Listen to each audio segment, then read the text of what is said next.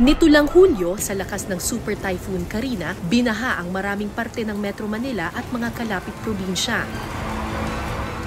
Kabilang rito ang isang elementary school sa Pampanga.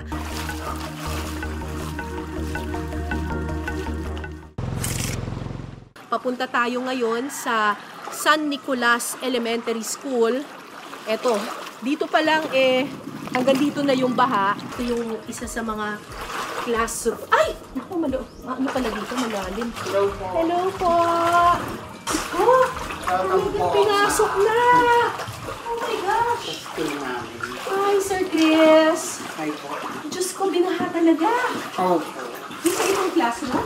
Grade 2 classroom. Grade 2 classroom. Kahit humupa na ang baha sa ilang bahagi ng Masantol, Pampanga, ang San Nicolas Elementary School nananatiling nakalubog sa baha. Nasira din ang ilan sa kanilang mga kagamitan sa classroom. Naku, basang-basa na. Hindi na ito pwede. Paano gagawin dyan? I-report na lang po, tapos po-condemn na po, condemnation. Tapos, kailan kayo makakawa ng bagong libro? Ay, matagal po. Ang pagkakapinsala sa mga textbook na ito ay may malaking epekto rin para sa mga batang dito lang umaasa para matuto. Tulad ng dalagitang si Princess. Nakatira siya sa isang pampublikong sementeryo na lubog din sa baha. Kahit hindi pa humupa ang baha, matyaga niyang nilulusong ang daan papunta sa paaralan.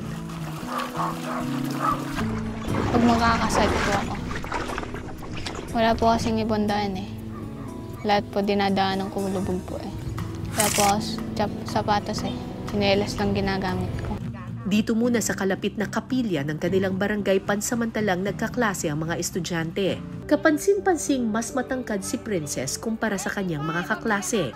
Ito ay dahil 12 anyos na si Princess pero nasa grade 2 pa lamang.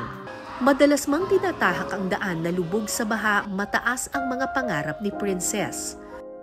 Kasamang naninirahan ni Princess ang kanyang mga magulang at 3 kapatid sa musuleyong ito.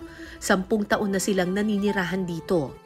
Dito rin siya sa musuleyo gumagawa ng kanyang homework, pero paminsan-minsan lumilipat siya sa mga nicho kapag naiinitan. Mas madali raw sana para kay Princess ang gumawa ng takdang aralin kung hindi nasira sa baha ang kanilang mga textbook.